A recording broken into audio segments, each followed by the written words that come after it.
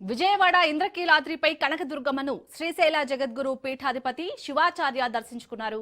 ఆలయంలో అమ్మవారిని దర్శించుకుని ప్రత్యేక పూజలు నిర్వహించారు.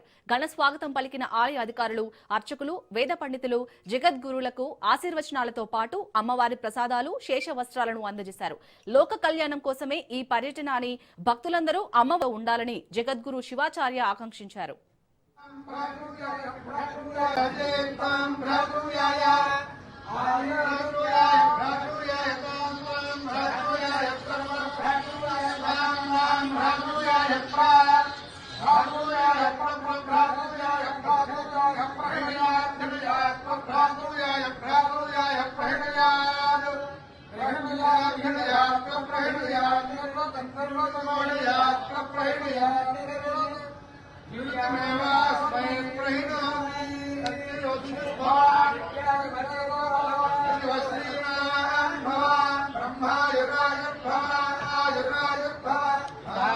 धर्म प्रशम बहु